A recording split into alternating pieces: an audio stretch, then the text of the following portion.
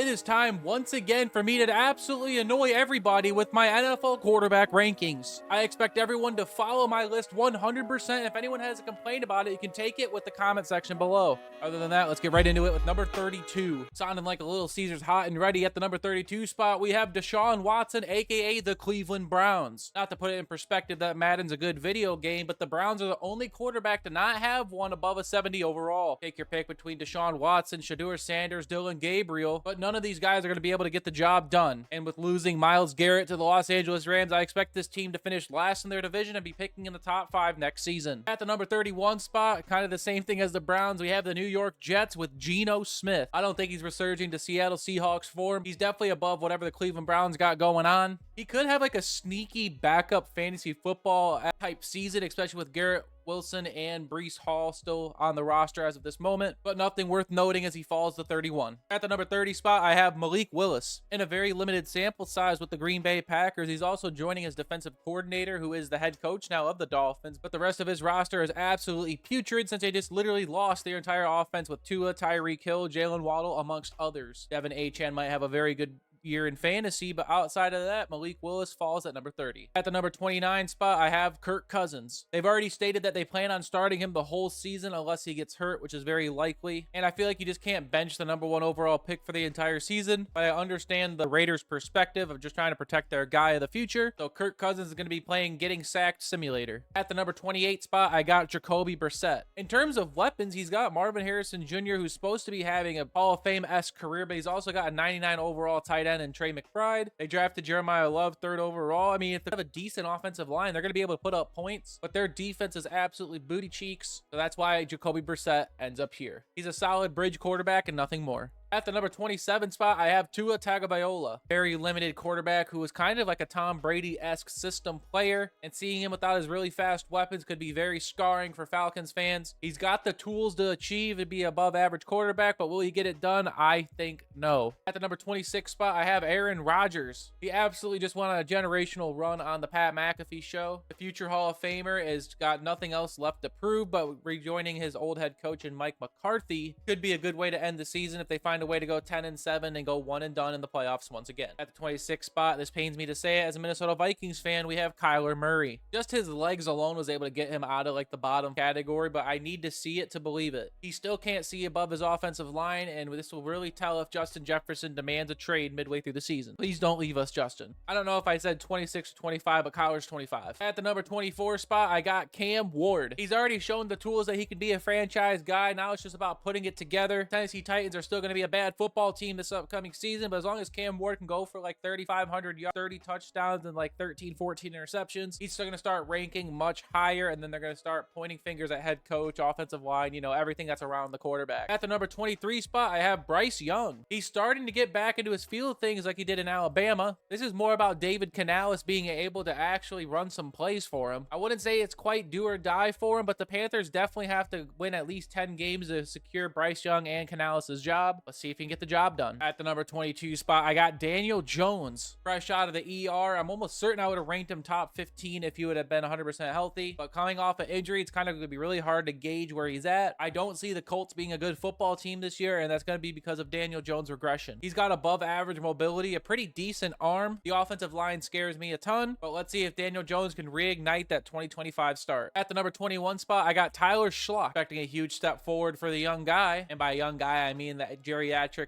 college guy. But Kellen Moore is an offensive-minded head coach, which I really like pairing with young quarterbacks. They'll be able to develop together and have a shot at actually winning the NFC South just because the division is cheeks. So let's see what he's got. At the number 20 spot, sneaking in, I got Jackson Dart. This prediction could be looking really bad in a few months, but as of this current moment in time, his health is very questionable. He doesn't use his brain too much and is kind of like his running back Cam Scadaboo, just being a straight battering ram out there. And if this video is about projections, I'd have him a lot higher just because he's got that motor. At the number 19 spot, I got Brock Purdy. He got insane expectations out the gate when he was a rookie, and his receiving core is just getting older and older by the second. Not sure how many more years George Kittle has left in the tank, but as long as the 49ers are able to at least make the playoffs and Brock Purdy goes up like 4,000 yards, he'll make his way back into the top 15. And it just shows how many good quarterbacks there are in the league right now. Coming in at the number 18 spot, I have CJ Stroud. People might be like, oh, Zach, you're overrating him. And that I might be, but he still has the offensive weapon and capabilities in order to become a top 20 quarterback in this league. If he's bad again this year, throwing over 15 interceptions, he's falling outside the top 20. I can guarantee you that. I'm giving him the benefit of the doubt for one last year, and I know Ohio State quarterbacks are never good, but he was supposed to be the exception, and with a really motivated head coach who's fighting for his job right now, I expect CJ Stroud to have a really good season. And at the number 17 spot, this is going to stir up some controversy, I have Jaden Daniels. This is more about him just not being able to stay on the field. I believe he's going to bounce back and have a top 10 caliber season, but as of this moment, we don't know if those knees are working and if he's able to still perform at that rookie level. I really don't want to see RG3 2.0. At the number 16 spot, I have Bo Nix. I've seen people have him outside the top 20, and that is absolutely disgraceful. He's not a top 10 quarterback by any means, and I feel like I'm even slightly underrating him here, but if he has a top 5-ish level season, the Broncos go back to being the number 1 seed, I'll have to raise him up to top 10 level status, or top 10 ranking, not top 10 level, Zach. What are you talking about? So Bo Nix is at number 16. At the number 15 spot, I have Baker Mayfield. This could be slight overrated, but again, it just shows how many great quarterbacks there are in the league right now. Losing Mike Evans is never ideal, so all eyes are going to be on Emeka Egbuka to carry the torch offensively. Definitely needs Bucky Irving to come back to form and get that running game going, because that running game opens up the passing game and vice versa. He's always a gunslinger, and I'm going to love him for it, so that's why he falls at 15. At number 14, this pick makes me sick to my stomach. We have Jordan Love. About the definition of mid as it comes, he has weeks where he's top 5, he has weeks where he's bottom 5, so he ends up in somewhere in the middle. Very underrated wheels he has on him. He's got a very good arm, but he needs his offensive line to protect him more. It seems he's more and more under pressure as the weeks go along. So let's see what Jordan Love can do. At the number 13 spot, I have Trevor Lawrence. He would be top 10 if he stopped turning over the ball so much. And I'm talking about fumbling. Why can't this guy hold on to the football? Jaguars have a lot of pressure under them because they need to be able to at least get to a conference championship game here in the next 2 years. Just because coming out of Clemson, this guy was the hottest thing since sliced bread. And if he turns down his turnovers, then he's going to be a top 10 quarterback. At the number 12 spot, I have Caleb Williams. When I was originally doing a projection video, I had him a lot higher, but I just kept dropping him because this is more about current rankings. And this still might even be a little bit of an overration here because you could argue Bo Nix has had a better career so far. But I can't let go of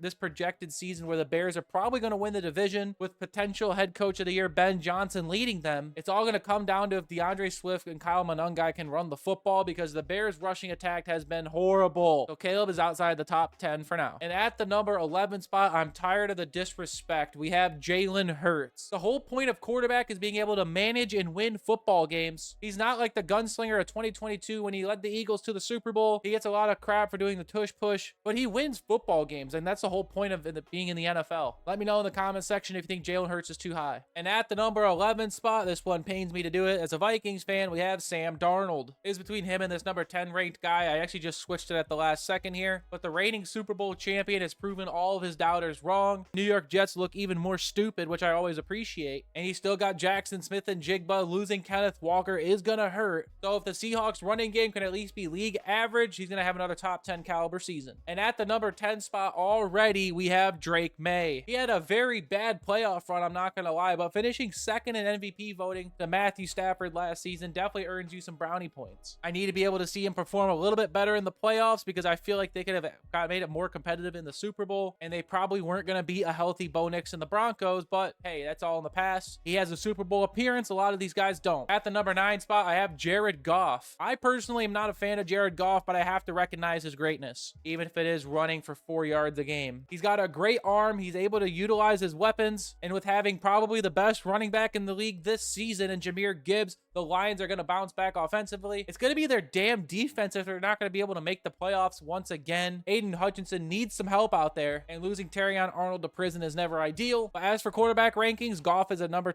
9 ranked guy. At the number 8 spot, I have Justin Herbert. I had this guy as high as 4 like a few seasons, and he's starting to fall out of my top 10. He's a great regular season quarterback, but playoff success is expected when you're that elite. John Harbaugh didn't leave Michigan to come to the NFL to not win playoff games, but this is the year I'm going to 100% believe that he's going to bounce back as long as Joe Alt, Rashawn Slater, and the rest of the offensive line stays healthy. You guys really can't put it into words how useful a great offensive line is, which the Chargers have at 100% health. Justin Herbert will make his way back into the top 5, and if he doesn't perform with this level of offensive line, he might be a bust. Wait, I just realized Justin Herbert is 7, Jared Goff is 8, Drake May is 9, Sam Darnold's 10. My numbers are completely out of whack, but just don't even listen to me. I have the numbers in the top left corner. At the number 6 spot, I have Dak Prescott. He's in the same boat as Justin Herbert, but I like Dak Prescott's quarterback ability just slightly more, hence why they're so close together. Part of it is Dak just not being able to perform in the playoffs. Other part of it is the defense being historically bad and having a terrible owner who traded Micah Parsons for literal Lay's potato chips. The Cowboys' run game is going to be very questionable once again. By having a really good duo in CeeDee Lamb and George Pickens alongside, is it Jake Ferguson? Yeah, I think it's got to be Jake Ferguson. The Cowboys are going to be putting up points, and we'll see if they'll be able to get back into the playoffs. And at the number 5 spot, I had to do it. I know league MVP is lower than 5. We have Matthew Stafford, who's probably going to finish top 3 in MVP voting once again, but I think his age is going to bring him down just slightly. But he's still going to have an elite level season. You know, 4,300 yards, 40 touchdowns, probably 13 to 14 interceptions, a very light Matthew Stafford. Puka Nacua and Devontae Adams are going to be absolutely torching other teams' secondary. And with adding Myles Garrett and potentially Aaron Donald on the other side of the football, the Rams are the favorites to win the Super Bowl, and it's not even close. Damn near want to put the house on the Rams winning, but you never know because the NFL is the most unpredictable sport in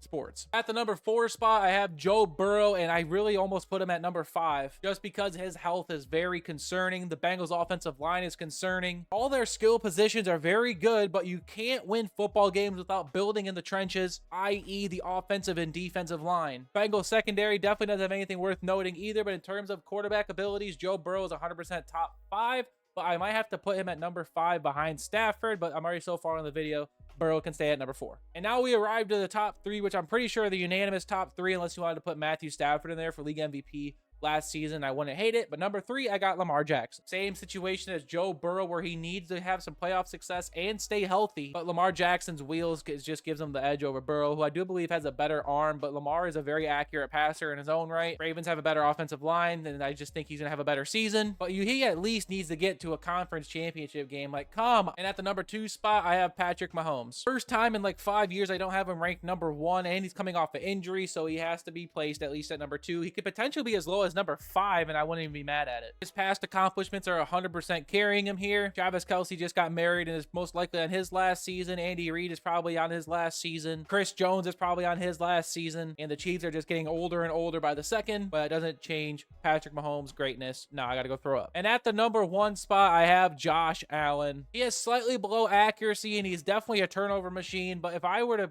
get one quarterback to go down the field and give me a touchdown to win the game or save human existence, I'm choosing Josh Allen. He's got an unbelievable motor coming out of Wyoming. I don't like what the Bills did at head coach by hiring Joe Brady, and their wide receiver core is still absolute garbage, but just having Josh Allen, they're going to win at least 10 games and make the playoffs. And with the Patriots being really good in the division, I mean, at worst going 4-2 their division record. So Josh Allen, go out there, win league MVP, make it to the Super Bowl, and prove all the haters wrong. So here is the list right here. I go 1 through 8, 9 through 16, 17 through 24, and 25 through 32. This is my final ranking. Shout out Fernando Mendoza, but I can't properly rank him. I'd probably put him at 31 or 30, just ahead of Deshaun Watson and potentially Geno Smith. Without playing an NFL snap, it's really hard to rank you. And that's all I have for you today. Let me know your thoughts in the comment section below. Until next time, I'll catch you in the next one. Peace.